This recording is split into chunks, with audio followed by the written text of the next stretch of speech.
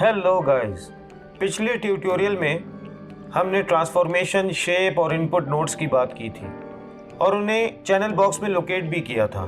आज हम बात करेंगे ऑब्जेक्ट की चौथी नोड की, जो है मटेरियल या शेडिंग नोड। उसके लिए आपको कंट्रोल ए प्रेस करना पड़ेगा और एट्रीब्यूट एडिटर को लेकर आना पड़ेगा।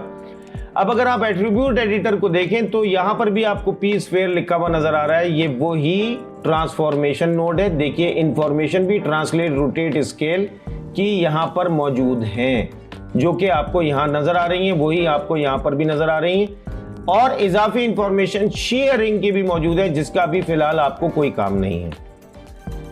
इसके अलावा अगर आप पी स्फीयर शेप 1 को देखें तो ये रही पी स्फीयर शेप 1। ये शेप नोड है जो कि शेप को डिफाइन कर रही है, इसीलिए उसको शेप नोड कहा जाता है। ये सेकंड नोड है और इसके अंदर आपको ज्यादातर किसी भी हेडिंग, जो कि इतनी सारी मौजूद हैं, अभी फिलहाल उनसे कोई काम नहीं है। जब आप मॉडलिंग और रेंडरिंग की तरफ आएंगे तो फिर आहिस्ता आहिस्ता ये एक्सप्लोर होना शुरू होंगी। लेकिन इस वक्त यहां पर मैं आपको सिर्फ इस हेडिंग के बारे में बता दूं कि ये रेंडर स्टेटस है, जो कि ये इंफॉर्मेशन भी दे रहा है कि ये ऑब्जेक्ट शेडो कास्ट करेगा या नहीं करेगा, इसकी परमिशन दे। देखिए, ये चेक हुआ है। अगर मैं इसका चेक हटा दूं तो ये शेडो नहीं बनाएगा, चाहे आप कितनी भी लाइट लगा दें। रिसीव शेडो करेगा या नहीं, यानी कि इस पे शेडो पड़ेगा या नहीं। ये प्राइमरी विजिबिलिटीज की होगी या नहीं, यानी कि यहां तो नजर आ रहा है, रेंडर में आएगा या नजर या नहीं आएगा। तो ये इंफॉर्मेशन सारी की सारी शेप नोड के अंदर मौजूद होती हैं और ये इनपुट भी ले रहा होता है। और वो किससे ले रहा होता है? थर्ड नोड से, जो कि है इनपुट नोड। और वो ये रही पॉलीस्फीयर लिखा हुआ है। देखिए, पॉलीस्फीयर लिखा हुआ है, ये इनपुट नोड है, जिसमें कि कौन सी इंफॉर्मेशन है कि ऑब्जेक्ट के शेप की डायमेंशन क्या होगी। यानी कि उसका, इस केस में स्फीयर है तो उसका रेडियस आ गया, उसके सब डिवीजन एक्सेस आ गए, उसकी सब डिवीजन हाइट्स आ गई।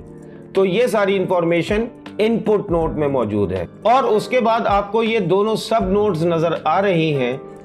ये बेसिकली एक ही नोड है और ये शेडिंग या मटेरियल नोड है। यानी कि आपकी सराउंडिंग में जितने भी ऑब्जेक्ट्स मौजूद हैं वो ऐसे ही तो आपको नजर नहीं आ रहे, बल्कि उनके अंदर आपको ये भी नजर आ रहा है कि वो किस कलर के हैं, उनके ऊपर क्या डिजाइन पैटर्न है, उनमें रिफ्लेक्शन है कि नहीं है, वो शाइन कर रहे हैं या नहीं कर रहे हैं। फॉर एग्जांपल, एक वॉल है, वो तो बिल्कुल मैट होती है, उसके ऊपर शाइनीनेस नहीं होती। लेकिन अगर आप कोई ज्वेलरी ले लें तो उस ज्वेलरी के अंदर आपको शाइनीनेस भी नजर आएगी, मेटेलिक इफेक्ट भी नजर आएगा।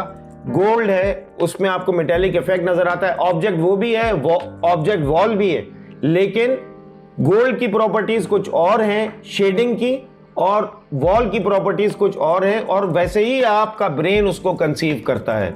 तो ये सारी की सारी इंफॉर्मेशन के ऑब्जेक्ट की शेडिंग की या मटेरियल की क्वालिटी क्या होगी और उसका स्टैंडर्ड क्या होगा, वो सारी क्वालिटीज और वो सारी प्रॉपर्टीज शेडिंग या मटेरियल नोड में मौजूद होती हैं, जो कि ये नोड है। मैं इसको एक ही नोड लेता हूं और ये एक ही नोड होती भी है, इसको हम बाद में देख लेंगे। लेकिन ये सारी इंफॉर्मेशन मौजूद होती हैं। तो गाइस, इस ट्यूटोरियल के लिए फिलहाल इतना ही। नोड जनरेशन के टॉपिक को कंटिन्यू करेंगे इस ट्यूटोरियल के पार्ट 3 में। उस वक्त तक के लिए अपना ख्याल रखिएगा। Take care.